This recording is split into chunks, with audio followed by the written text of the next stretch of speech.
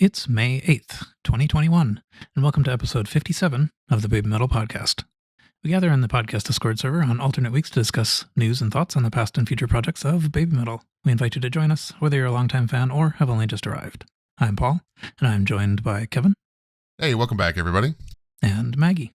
Howdy. All right, so the plan today, where we have sort of like the first of two episodes we expect that are going to be covering sort of recent translations of various interviews, largely provided to us by Funny Toss and Capable Paramedic. But we'll talk a little bit more about that. But so there's a bunch of stuff to talk about this time and next time.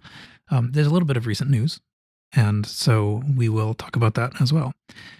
Probably the most major bit of recent news that's happened sort of since we recorded last was that there was a golden vinyl LP that they released, cost $100, sold out in seconds. Yeah. So let's see, and what else? I guess there's maybe other news. Did we adequately cover that bit of news? Not only was there a golden vinyl that was associated with it, but it wasn't even actually the main thing that they were even looking into. The main thing was what the new phase thing called an NFT, which was 10 collectible digital cards with different images of the girls on them. And they were limited to 1,000. NFTs are the new thing nowadays. To each their own on that. But it sold out with these digital cards quite quickly. Yeah. I mean, so the idea of that was essentially just sort of like buying ownership rights to a digital asset of some kind, so that you in a trackable way, so that you can sort of sell it and get them back and stuff like that. Yeah. But generally speaking, these are not going to be things that you are not going to have access to any other way. I mean, like, it's almost certain that we will see them. We'll then have screen captures of them and can send them around and whatever. But only the people who bought them will own them, and there's a record of that. Yes. Yeah, think of it like a digital certificate of authenticity. Yeah, essentially. Yeah. It's a little bit like, I often think about this a little bit like buying a video game. I mean, you could pirate it. People do pirate it. You're not necessarily a chump for buying it. Even though other people pirate it, but it is a strange thing. But I agree. I do think, at least my take on it is that this is sort of like, it's stuff that people are trying in the artistic world, and it's sort of become very recently hyped, and so it was sort of like a interesting new thing to just try. I suspect that it mainly had to do with the fact that it's a new tech, and Koba likes new techs. Yeah, that's true. Yeah, there was a mention that we'll get to eventually that he enjoys tinkering with new ideas and new technologies, both music and otherwise. Yeah. I think so. A huge amount of the complaint, I suppose, about this kind of thing is that it is all virtual, and it's not even like just buying like a add-on in a video game or something where you're using it in its environment. This is a thing that you will never physically have. But so I sort of feel like the inclusion of the vinyl pushed back against that a little bit. That it was sort of like he didn't feel quite comfortable with just the nothing. So exactly. Yeah, that's what I thought about that too. It's like, well, if this fails, at least we've got this to back it up, and people will pay the money for at least this thing. So, but the bad part about that is now, did it sell out because of the NFT, or did it sell out for the vinyl? They're not gonna know. Well, I don't know. Everybody I've talked to, and of course this is a small sample of just my friends and acquaintances on social media, but I don't know anybody who bought it because they wanted NFTs. Everybody I know bought it because they wanted the 1,000 limited edition gold pressed vinyl. Yeah. Which I can sympathize with. I like vinyls. I collect vinyls. I don't have a great collection. I have maybe 50. But that's more than my 6 that I have, which which oddly enough does not include baby metal. Oddly enough. Yeah. Well, we should fix that. I know. Eventually. I missed down on the transparent one from the forum. I still kick myself in the butt about that, but yeah. Either way. Yeah. Oh, the glow in the dark one. Yes, so I didn't have the money at the time, so I was just like, nah, I don't really need it. And now I'm just like, now I see it. If someone resells it, it's like sold for like a stupid amount of money, and I'm just like, I could have bought it for the original amount, man. Yeah. But yeah. Among the people we talk to, it does seem like the vinyl is the draw. And Dragon Fury was mentioning in the chat too. Like, I would pay $100 for the gold vinyl. I would not pay $100 for the NFT and the vinyl, which, like, because there are definitely people who reacted badly to the idea of the NFT by itself. And I can see that in a bit. I do kind of think that it sold out so fast because of the NFT. Like, I think that there are sort of, there were predatory buyers out there who were just buying the NFT because I think it'll inflate. Yeah, quite possibly. That whole entire thing just kind of hurts my brain because it's such a... But everyone's got their opinions, and everyone's entitled to opinions, and, we'll just leave it at that. Yeah, there was something was mentioned in the chat that one thing about NFTs that's a little unusual in the entire world of merch is that because it's sort of trackable, the sales, that it is possible for an NFT to have attached to it a condition where, like, even on resales, the original producer of it gets a cut. I don't know if this is so. I'm not sure if this is actually true with this one. Maybe it actually is. Maybe we know that it is, but it is possible for NFTs to, even if their price balloons, the original producer can still get a cut of it. So that's one thing that's nice, because I think, when you're buying secondhand merch, after the first sale, it's none of this is going to support anybody except the the mercenaries. Kind of reminds me of, like, I know it's kind of off topic, but kind of like GameStop, where, you buy the game, they get the money, and then, or like the, whomever the developers are get money, and then, they do the trade-in thing, but it's GameStop getting all the money in that regard, and they're selling it for like $5 less than what the original game's worth, that sells for. So I can see a point in that, maybe. I just want to use my platform, because I have one, to mention that there is no environmental impact with the BABYMETAL NFT. It is not what the outrage claims it to be. It's not a data center in a desert with a bunch of guys with video cards using 1,000 megawatts to make one card. It's an eco-friendly version. So all of that outrage is completely unjustified. Yeah, this is on the Wax platform, I think. Yeah, it's called Wax. It uses a different kind of technology to mint, which is, they claim, like a millionth the power consumption of everything that's come before it. Mm-hmm. What a weird world this is. It is. I agree. I agree. I don't know. Like, I'm in this weird kind of in between where I'm young enough to where, like, technology is freaking cool, but I'm also old enough to be like, why do we need this? And it's it's frustrating. I mean, it's really just capitalism. We as a market decided that these things have value.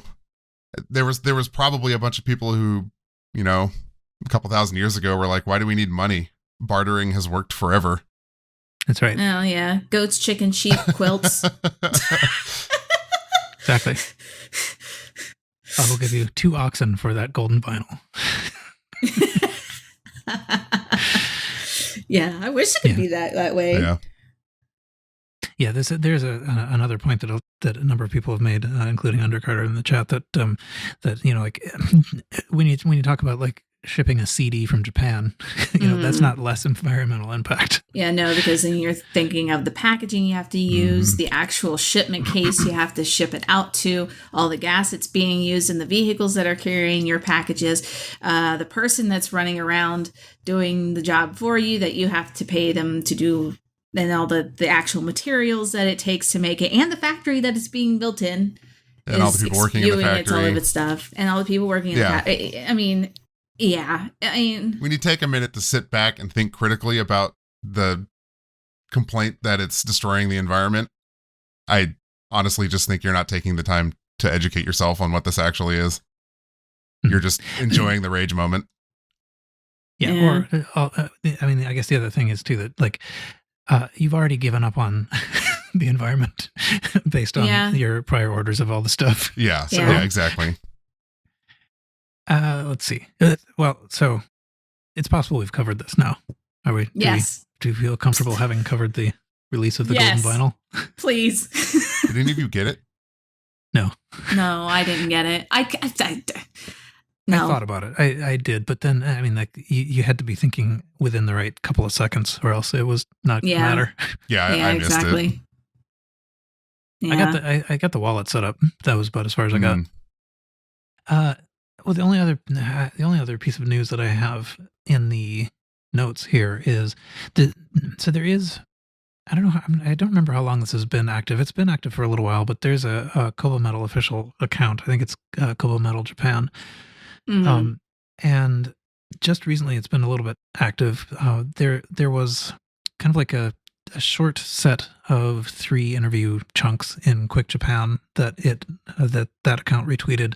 And then also, and we'll talk about those soon, but also there's an upcoming book, which is something like Basics of Metal, a 100-page book written by the editor-in-chief of Hedabon. And I'm not exactly sure what. So Koba's picture is featured on the back, in the suit, and sort of endorses it. I'm not actually sure that Koba actually participates in it, or if it's just sort of like here's a book a friend of mine published. I honestly don't know. Yeah, I don't know either. I've not really paid too much attention to the account itself. I just know that it's been relatively active, so I'm just like, well, I guess it must really be him. Well, no, if it's really him when he accidentally retweets a football score. Well, I think it is really him because they're all the things he's retweeted are interviews with Quick Japan that link back to him. I mean, like at the bottom of the Quick Japan pages, there are his social accounts, including this one. And then there was like a chat room thing that ended up being on there or something, and there was a few people that got into it. Yeah, there's a couple. I forgot. Now I've forgotten what he's tried a couple of these things. Yeah, so he started a Clubhouse account. That was it. A few months ago, and participated in 5 or 6. It was quite a few discussions with other industry leaders in Japan for the music industry. And if you have a Clubhouse account, anybody can go listen to those talks. It's like a TED Talk, but obviously it's all in Japanese. So if you don't speak that, good luck. Yes. Yeah, and he did some just a couple days ago as we were recording. He did some. It's like a similar platform, but on Twitter or something. Like I don't remember exactly what it was called. Spaces, something like that. I don't know. Mm-hmm. But it was similarly kind of like an audio chat room. Yeah, right. That's what I was talking about. Yeah. Yeah. Since Clubhouse blew up a few months ago and has since kind of faded away again, I have noticed most of my social media companies wanting to do something similar. Discord has an option for that I was testing earlier. Now you can do that on Twitter now. Anyway, but I think it's kind of cool that there is an actual sort of official mouthpiece there, and it was kind of neat to look at the somebody was rebroadcasting the Twitter Spaces thing, and you could see the little icons of all the people that were there listening, and it's like like these are people we know from the shows, that post the photos and things like that, and so it's kind of neat that they're all sitting there. Koba sees them; they're right there. Right, exactly. So, but yeah, I think that it's kind of neat to see that he's actually taking a moment to, I don't know, finally participate in a little bit more of an open setting. But yeah, so yeah. If it goes well, it could lead to more. Who knows? Yeah. Right, exactly. Anyway, is there any other news that we should be covering before we get on to the interviews? Not at this time, but just remember that the Budokan shows are in June. it's pretty soon. Yep. 1 more month ish. So. Yeah. All right. Yeah. So the main topic that we were going to aim for here was to talk about some of the interviews. So we've mentioned this, I think, a bit before, but there's been a recent very strong push by Funny Toss with help from Capable Paramedic from Reddit to basically translate pretty thoroughly all of the recent interviews, and so we've gotten quite an influx of these, and we were going to talk about a few of them this time, and then a few more next time. So, yeah. And we will never finish them because the rate they're translating things, we will never be able to catch up. That's right. But so today we were thinking that we would talk about a little group of interviews with Kobametal. So there's these short ones in Quick Japan that are at least on the Quick Japan site that I would just mentioned, Young Guitar, January 2021, and a couple from PMC Volume 18. And then there's some other ones for next time, basically. So, does that sound okay? Oh, Sounds good to me. All right. So we decided that, we'll see how this works, but we decided ahead of time that it would probably be less interesting for us to just kind of like walk through each interview in sequence, but rather we'd just sort of pick moments to talk about. We'll sort of dive into things and we'll see how that works. So maybe first we can start with a Kobametal group and just sort of talk about something in that. Anyone want to start? Yeah. Actually, there was one thing, I think it was part of the 10 video interview where for Legend Metal Galaxy, how they came up with all the video like background and stuff, because for those who did go are very, very aware of how large those screens were. Like, they were massive. They expanded literally from the end of the hall all the way to the other end of the hall. It was huge. So I guess they had originally planned for doing different video backgrounds for the show, and then for, I believe it was Distortion, they had pulled up, they just decided to go ahead and use some of the visuals from the actual music video. But what was cool is that they had, cut whatever they needed to do. They put it up on the screen with all their lighting and stuff. And they were just like, you know what? It looks a little strange, just the way that it is So they actually did a quick change before the show started to the different lighting and stuff. I thought that was kind of cool. And they actually changed the video as well to add more of a red tint to it, so the lights would match to it. And I thought, how much they do stuff at the last minute to change up things is kind of really cool. I don't know. I thought that was a neat thing to find out, especially since I did actually go to the show, and I was just like, oh wow, that's really neat. Yeah, and it's interesting you bring that up, because I think one of the things he mentions in almost all of these interviews is how focused he is on what the presentation is live, both musically and visually. And he goes so far to say as, that's one of the reasons, or one of the things in his mind as to why they haven't done and why we haven't interpreted them as doing hardly anything over the course of the pandemic, where other groups are out doing shows. Bandmaid's a great example, doing like 4 or 5 live shows, with one coming up this weekend as we record. I was going to say, on the 10th, I think, right? Yeah. And how one of the things he's always thinking about is how people are consuming BABYMETAL as a group, as an act, as an piece of entertainment, and how people could be watching on their phone, sitting on the toilet, on a tablet on the train, on their computer. And honestly, he's just old and prefers people to be there in person. Yeah. It'd be in the moment of the situation, essentially. Yeah. But he does take into consideration of the fact, he mentioned in one of the interviews where he's like, well, it's like if you're given ramen, you're given high quality ramen and you eat it and you're like, yeah, this stuff's good. And then, later on you're given, okay, well, here's this ramen and it's a little bit more expensive. And it's like, well, I mean, it's good, but not as good as the first one. like he kind of experiences that because he's like, well, we know that there's people, being born soon, now within the last few years, where their consumption of the media is going to be, that is the most perfect thing in the world. Whereas, people who were born in behind that, are realizing that, what he said, the old ramen, is not going to be the same. So he's at least keeping a lot of stuff into consideration, which is nice, I think. Yeah, I really very much got lost in all the ramen talk. Sorry. No, not. What I mean is, like, when in Kobo's ramen talk, your relation of it was perfect. Okay, all right. Incoherent in the source. Fair enough. But yeah, no, it is interesting how, like, he definitely was thinking about this in a couple of places. He sort of pointed that out. I think in the Quick Japan first little snippet, and in the PMC, a sort of regular interview, he was just thinking about, like, how, what is the first experience of this kind of performance going to be like for people who are born now? Like, is it, if their first experience is digital, they may not want to go get, like, beer spilled on them in a right actual concert, right?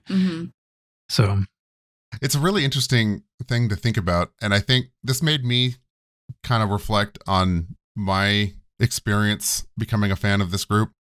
And one of the common themes whenever we talk to somebody new or somebody who's come onto the fandom recently is it's always, well, it wasn't until you saw them live or saw the live performance that you really got into it, right? Yes. So on one hand, as a fandom, we're clamoring for more content. Do a live show streamed, do something during the pandemic. But at the same time, he's like, well, I kind of don't want to do that because I want people's first experience of BABYMETAL live to be in person. And there's definitely a part of me that empathizes with that wish of his. I agree. I totally agree with that. Because it does give off a different vibe. Like, I've shown a friend of mine, BABYMETAL. They were just like, oh, I know you talk about this all the time, and it sounds really cool, what is this? And so I'm like, here's videos, like, and he's just like, oh, this is kind of neat, he gets the interest of it, but he's just kind of like, I think he would do better with realizing, like, the intensity of why I enjoy seeing them is because of the live show. It gives you, like I said, it's a totally different feel. And I think it's part of it also is just because of us being, we're humans, that, we react to what is around us as well. And if everybody else is reacting the same way to BABYMETAL as we are, that energy level, you're getting pumped, this is awesome. Everybody in the same room is just like, wow. And yeah, let's do this. And that's true. Yeah. That's true. If you think about, like, the Rockmaycon show from last year, that was the really one true live, quote unquote, live they did during the pandemic. And it has a much different energy than any other Blu-rays or DVDs of past live performances. And it's because there's no crowd. As an audience, like you mentioned, we're human beings. When we see other human beings reacting, we get social cues on kind of how we're supposed to react. And I remember one of the first things I saw when I first watched, like, Met Rock, when I first became a fan and went down the foxhole, was like, holy crap, there's tens of thousands of people with their arms up, jumping, going insane. It's like, so subliminally, I know, okay, this must be awesome because this many people are like, holy crap. Yeah. And I wouldn't get that sensation if I had seen the Rockmaycon stream first. Yeah, Yeah, it's a little bit like, it's like why there are laugh tracks in old comedies exactly. and stuff, to tell you, like, that thing you just heard, it was actually funny. Yeah, it was supposed to be funny. So I'm still going to want more stuff, obviously, because I'm a greedy fan, right? I want them to do more things. But it was really interesting hearing him talk about kind of why they're not doing as much as some of the other groups. And I can respect that choice because I think I understand it now. Yeah, it does make a little bit more sense. And as I always kind of go back to, we as fans also need to realize that part of why we love BABYMETAL is for the music.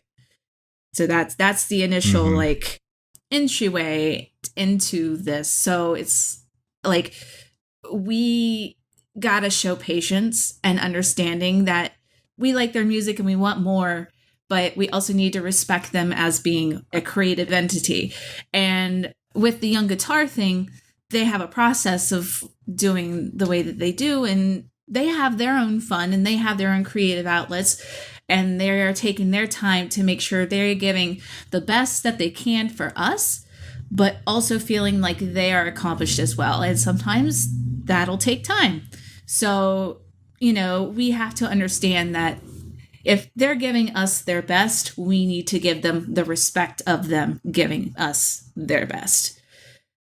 That's my secondary rant for the evening, or for today. So, Okay. Yeah, so I guess one thing so this was in the PMC Volume 18 one, but it sort of started off talking about how BABYMETAL was established as a metal dance unit with sound, images, dance, visual, all of that central and crucial. And that's so I think in one sense it actually isn't just the music. That really the whole thing is right. is a unit, and so that's I think sort of playing also off this idea that it doesn't exactly exist in the absence of a big live performance. Like it's right. It's you can see why they wouldn't want to leave some part of that out. Right. So that makes sense. Yeah, I mean that totally makes sense. It is a full entire package. It really is. Yeah, I agree. One other thing that was mentioned in that, although I think we've seen this before too, is that even in the songwriting stage, that they're thinking about the presentation, the performance. Like, this is the place where, like, we're gonna have a little break here because this is where people are gonna do the call and response or jump or whatever. That even as you create the music, you're creating the visual presentation as well. Mm-hmm. I know that he was just like, well, I want this to have this feel to it, and then I know with I think it's two separate things. The young guitar and one of the PMC things is kind of and he was just like, well, while we're doing the music, yeah, what you just said essentially, while we're creating the music, he's like, well, I want it to look and feel this specific way visually, and that's also part of the reason why he pulled a lot of stuff from a lot of the live performances too, which I still find, because he was talking about it a few times, I still find the whole entire like taking the video and doing the live like effects on all the stuff in the background is just the freaking coolest thing ever. Doing it live, I think that is just so neat. And I think the first time that we really saw that was the Big Fox Festival, when they had all the lightning stuff for oh gosh, what song was it? Java, probably. Yeah, they did it in Java. Yeah, Java was the one. That's what it was. Yeah, and I think that I believe that during Shanty Shanty Shanty they did that at the first time it was played, but I think they just recycled that video from then on. Yeah, pretty much.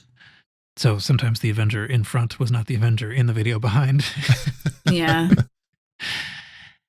Because that was with Kana, I think. Yeah, I think that's right. I think it was Kano at the it was Kano first one.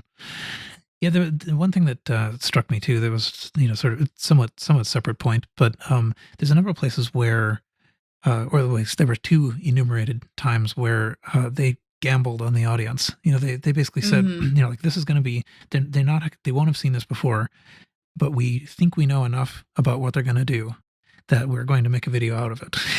So yeah, they did that with Road of Resistance. They actually, this keeps getting mentioned over and over again, but essentially they extended that audience participation part, like the day before. They decided, okay, well, they're going to be able to get this. Let's just go do this. This is going to be impressive. And they did the same thing with Papaya. Like, in principle, nobody had heard that song pretty much before they showed up, and they certainly didn't know like how to swing a towel. But nevertheless, they still went for it, and it it worked out. And then they edited it overnight and released it.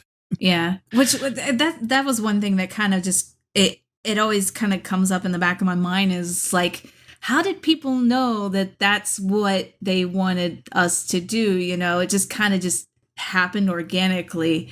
Like people just started as like, yeah, we dig this. Okay, well, let's just put up our towels and just start swinging it. And then just everybody starts doing it. It's like, okay.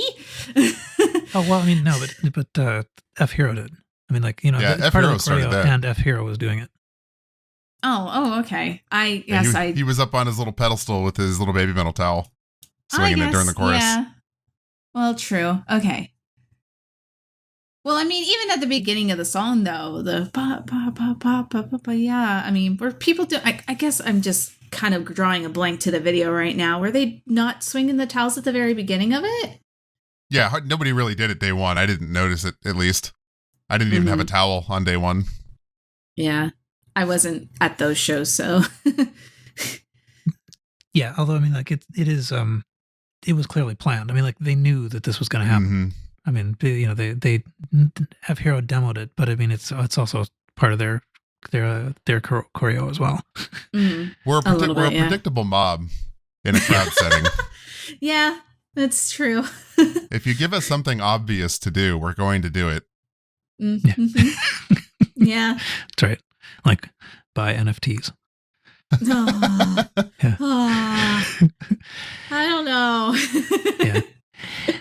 Yeah, there another thing that came up in these interviews. I think this only was in the 10 video moments one, but we learned that BMC was the last song they recorded. Like it was the very last thing that went onto Metal Galaxy and might not have gone on. But one thing that I thought was cool about the description there was just that, I think there had been a fair amount of speculation about, what does this mean? What is it?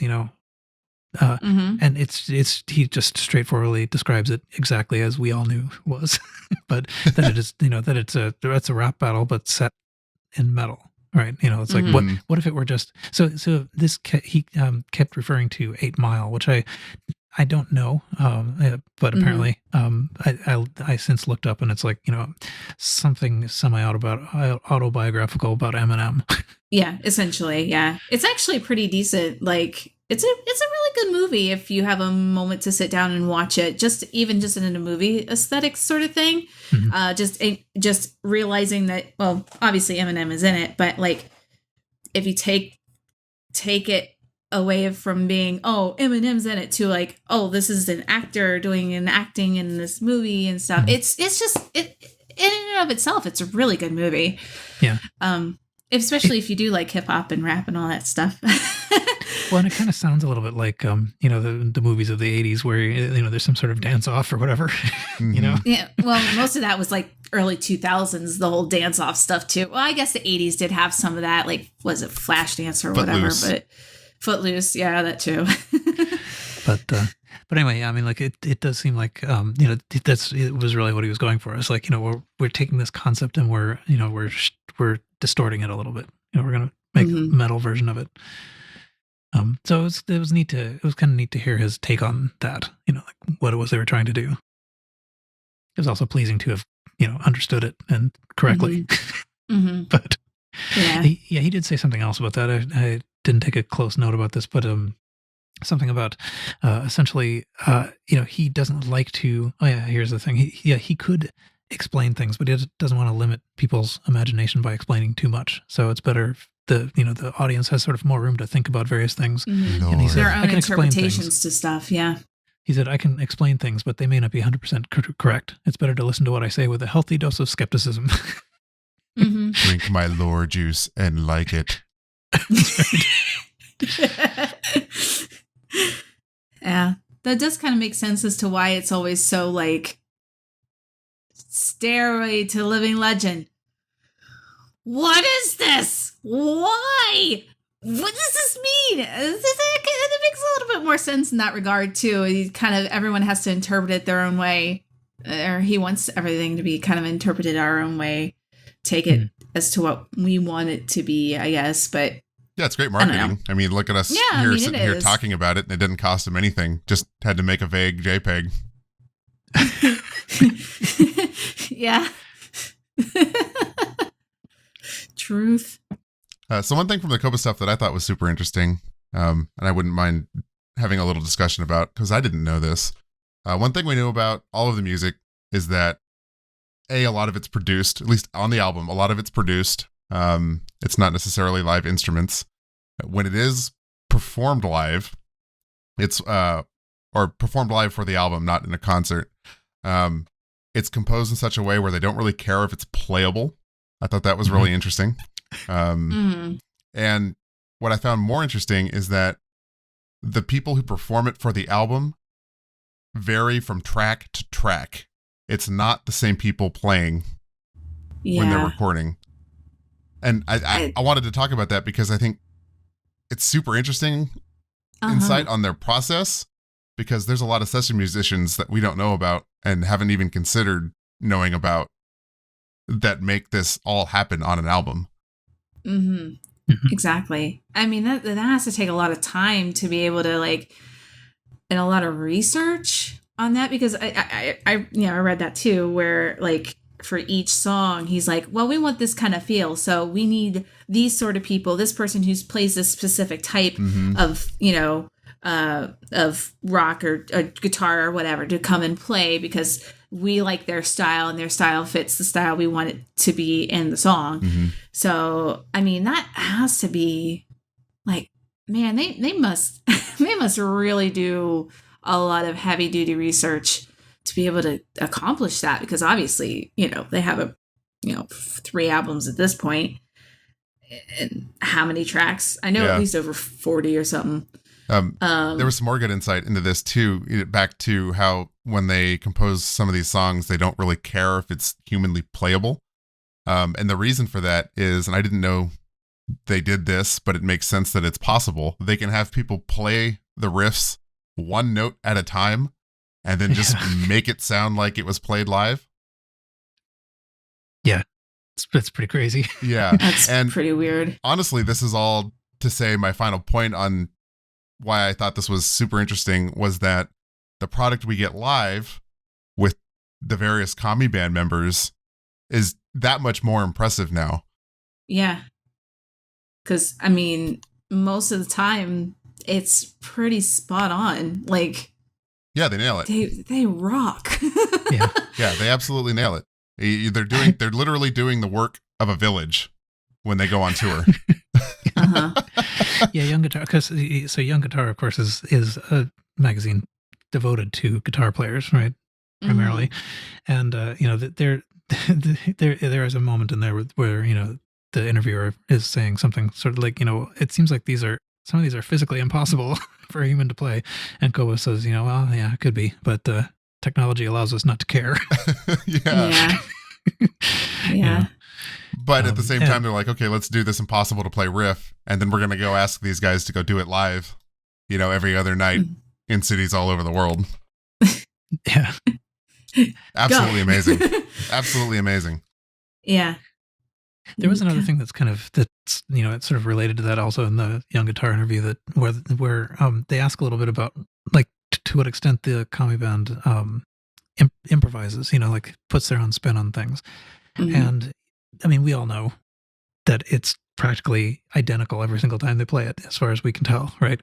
But and what Koba was saying there was essentially that's his intention in a sense, that he sort of feels like that there's kind of a right answer to the metal genre, and people are there to hear the right answer, and people only see the show they're at one time, and they don't want that one to be the weird one, right? That it wasn't the thing they were waiting for. So and he says he likes jazz bands and all, but that's not what this is. Right. And I think, and I'm paraphrasing what he said because I don't have it exactly in front of me.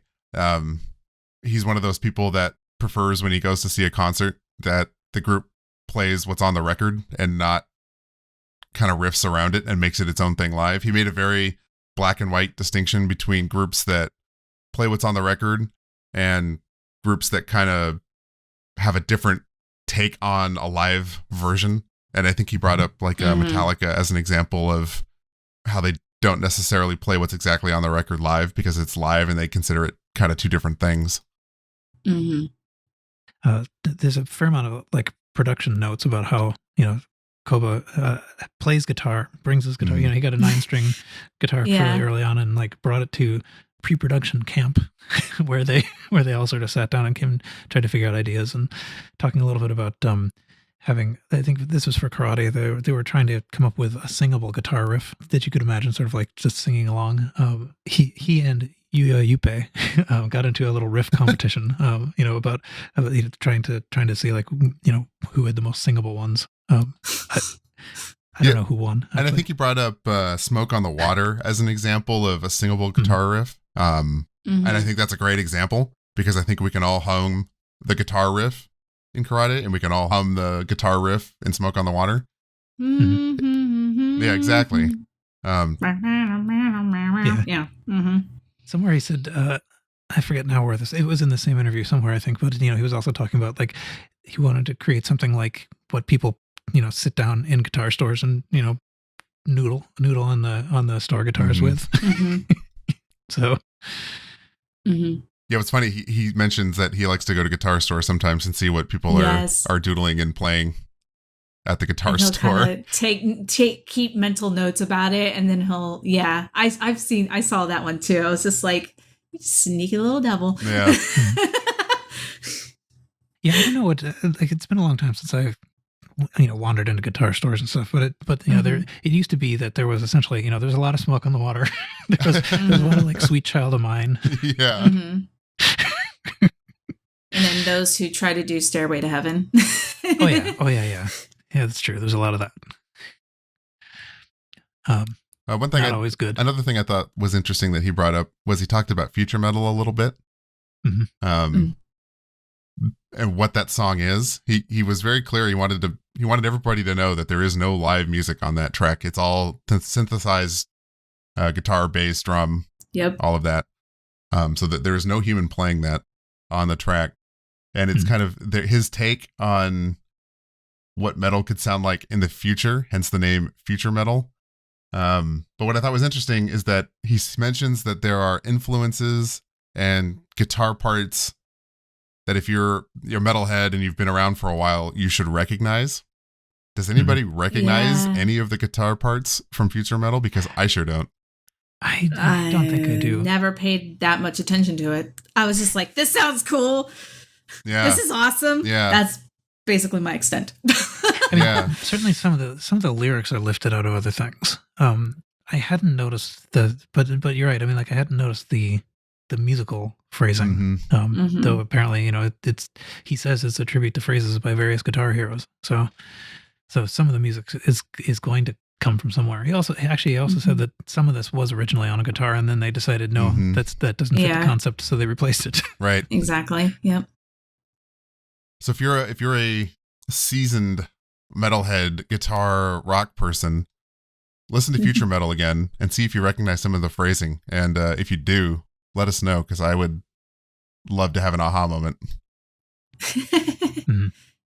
That would be an interesting aha moment. Yeah, let me in on that one too, because I mean, I'm not like super duper into it, but like it is very interesting.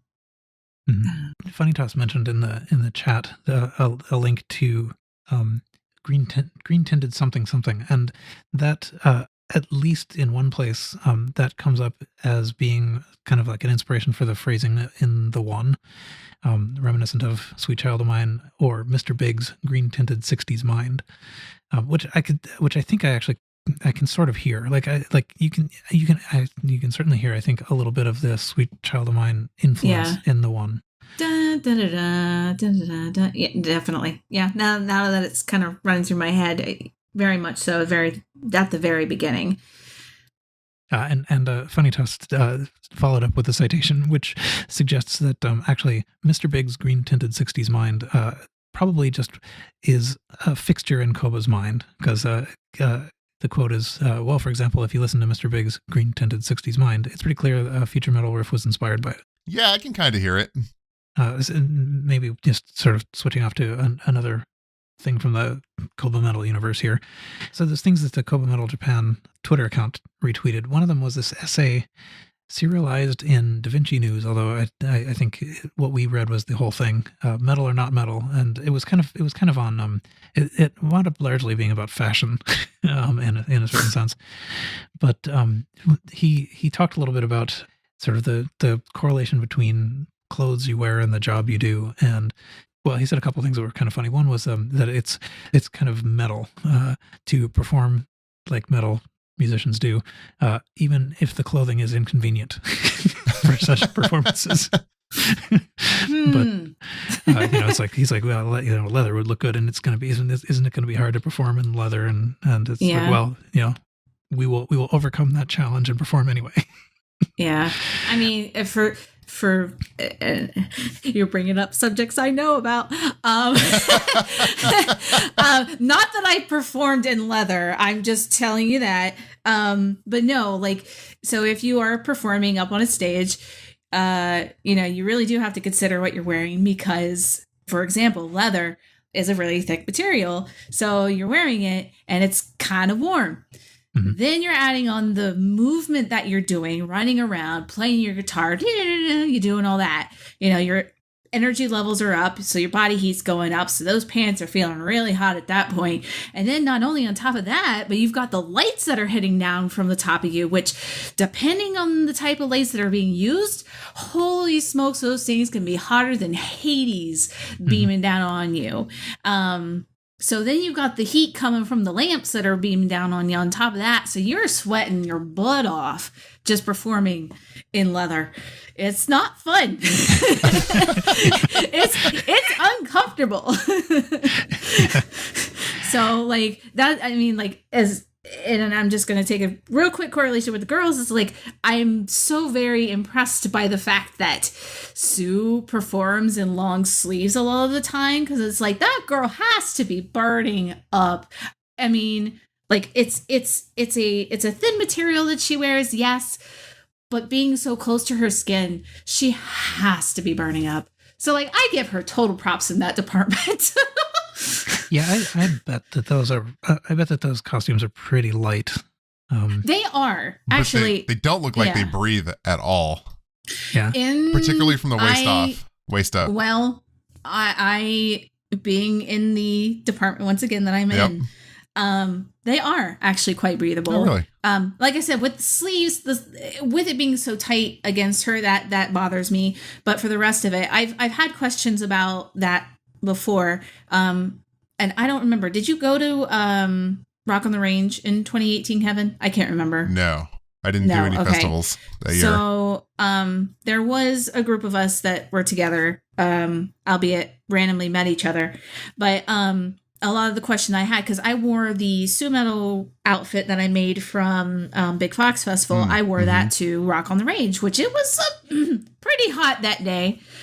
But I actually was quite comfortable because of the way that I made it. I made it out of a stretchy material. And that was a lot of the questions, like, aren't you burning up in that? I'm like, no, I'm actually quite comfortable. It was cool to a degree. Of course, I was sweating a little bit, but, and this was right after they had just got done performing and we were just all jumping around and stuff like that. And of course, there's bodies everywhere. But it was still, I mean, I assume they kind of make it in the same way that I do because I try to assimilate that to some degree. But I think they're relatively breathable. It's just that I would say it's more heavy than uncomfortable in the heat regard. I think they're a little bit more heavier. But we could always save that whole entire discussion for another show or something. But I just wanted to bring that up in that regard. Yeah, I do want you to lead us through a Costumes Through the Ages episode at some point.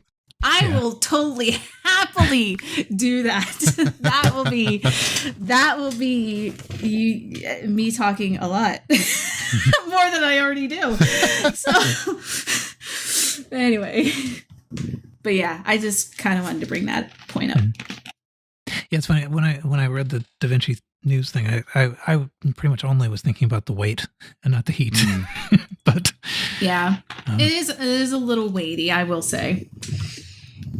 Or at least mine was weighty when I made mine, but that was just because I made mine a little differently, I know, than what I probably could have done it if I actually done it the easy way. Yeah, but the weight from all of the real diamonds and gemstones slapped on there really adds up. Yeah.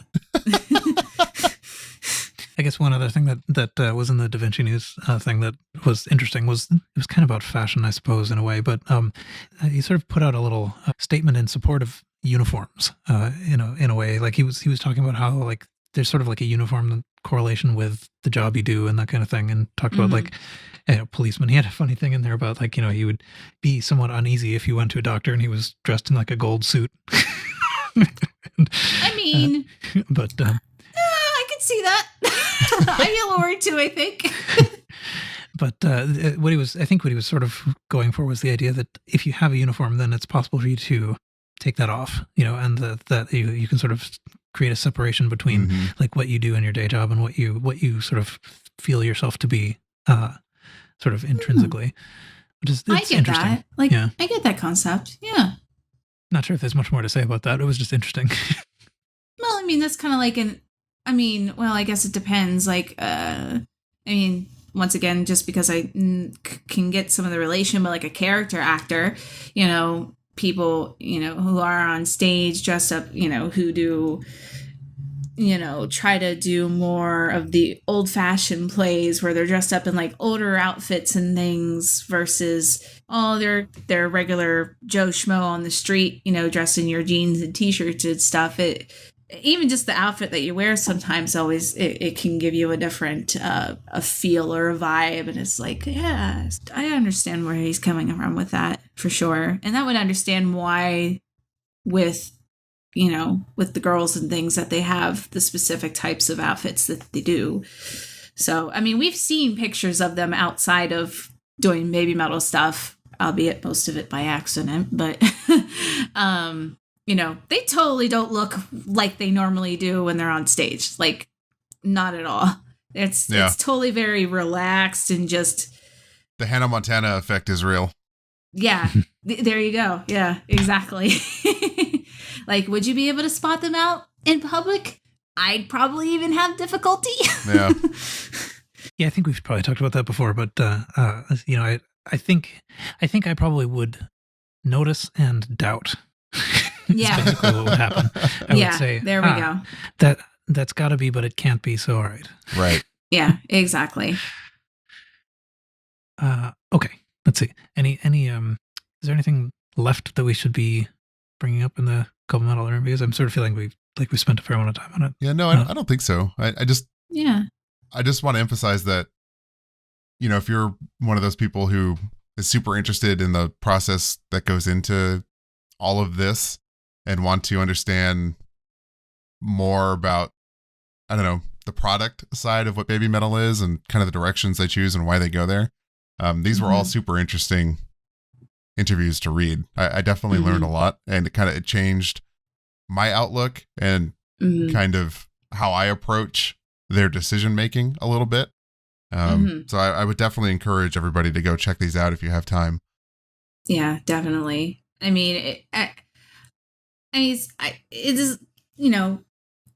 has his way of thinking, and we may not completely understand it, but as for a full like whole, it makes sense. I don't know. I have a little bit more respect for the odd man.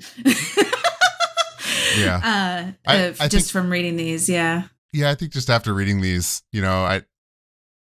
I'm less inclined to get up in arms and throw hands when they make a decision I disagree with or do something I don't like.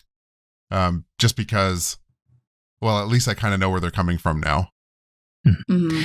And you kind of know that they've thought about it, Yeah, exactly. That I'm no longer taking for granted that there isn't a lot of thought and production, and every move they make is very calculated. I don't have to agree with them.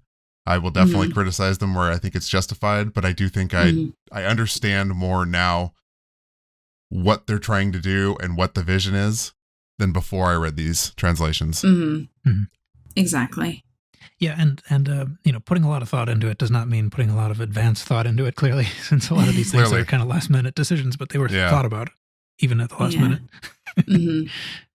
So, in those little Quick Japan site, interviews, a couple of the things that were talked about had to do with the sort of like, I don't know, international versus Japanese approach to music and sort of image and things like that, which is kind of interesting. I think the question had been something like, what is the secret to being, internationally successful? And it seemed like what Kobo was basically saying was branding.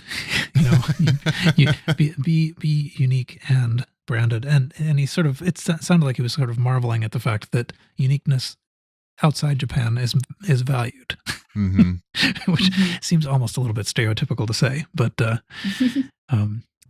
don't think he's wrong though. No, he's not. He's not. But he talks a little bit about how, like, the people outside Japan seem to dance like crazy no matter what rhythm the song has, even while all the Japanese audiences are a little bit low, like, at least moving in rhythm with whatever's happening. Yeah. Yeah. I think that's something he's mentioned before, how when they're coming up with music and what this is going to look like live, they take into consideration how they think the audience is going to participate. Yep. Yeah, and the overseas audiences are not doing the right thing. Right. Yeah. He also he made an interesting observation. I don't know if it's I don't know if I believe it. Maybe I do. That sort of music engineers have a different strategy in Japan and outside Japan. Right. Yeah. That, like, in the music engineering, the melody and lyrics are highlighted, whereas overseas engineering seems to start with the drums and work down from there. Yeah, that was interesting. Yeah. I interpreted that as vocal forward in Japan versus drum forward, not necessarily where the song or how the song is started from a post-production standpoint. Bottom up, top bottom. Yeah, exactly. That's a great way of putting it, Maggie. That's not an observation I've made, but after reading it and thinking about it for a little bit, I kind of get it. And the way I got it in my own brain, and I don't know if you'll be able to follow along with this, but if you think of, like, I thought of Beats by Dre, the headphones. Yeah. They're super bassy. They don't sound very good, but they throw a ton of bass because they're designed to slap the side of your head with drum kick tracks. Yeah. I don't know. I think I like them, but right. That's me. And actually, they should have a little physical, like, hammer, so that you don't have to hurt your eardrums, but it can still, like, thump the back side of your head. Nice little bruise in the back there for after a while, for some people at least. But where I was going with that is that those are super popular kind of mid-level headphones that a lot of people have. And that totally makes sense for our market because they're designed drum forward, I guess, to use the same kind of words. Okay, yeah. I could just be completely throwing crap against the wall and hoping it sticks, but that's how I rationalized it in my brain. And you never see people in Japan wearing Beats. I mean, I think all of this is at a risk of, all being falsified by overgeneralization, but absolutely. Absolutely.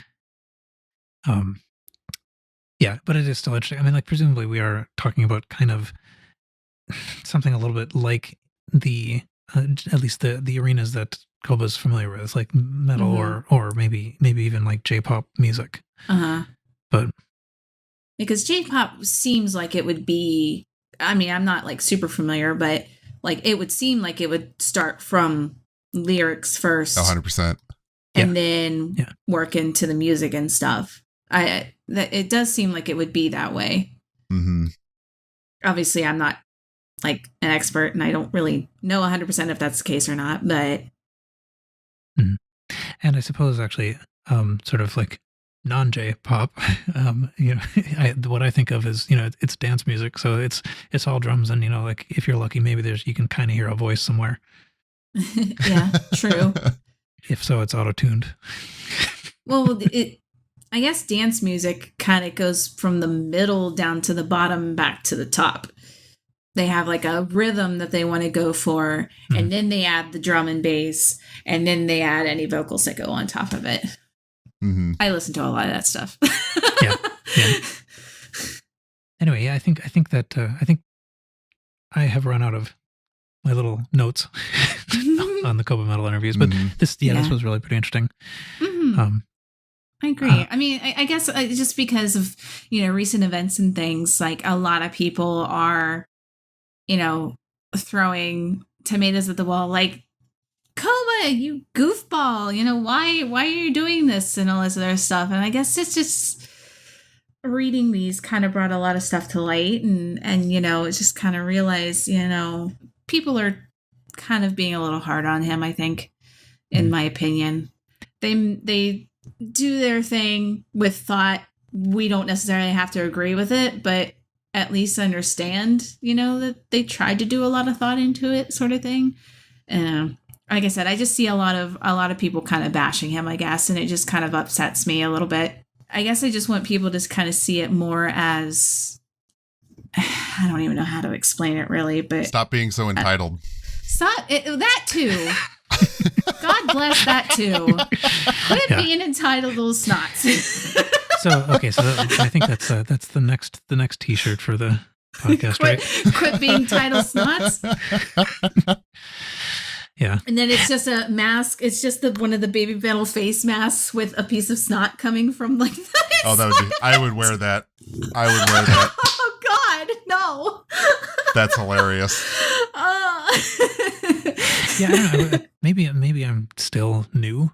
It's conceivable, but I don't remember a time when people weren't complaining about what Koba does. I don't feel like this is a new phenomenon. It's not. Definitely not. Well, that's one thing he's brought up before is like, well, you can do something, but you're not gonna make everybody happy. It's like you can never make any of them happy. And I guess he kind of laughed at the ending part of that. It was like in a prior interview of some sort, like probably I think a couple years back. He's like, no matter what you do, you can't make them happy. Yeah. And he's like, so we'll just, we'll try our best. What's that saying? Whatever. The devil finds work for idle hands.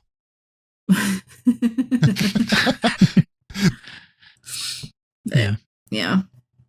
By the way, I was looking back, and we did. I come back to this episode of ours relatively frequently because I want to look up something because somebody cites something, and it's always surprisingly far back.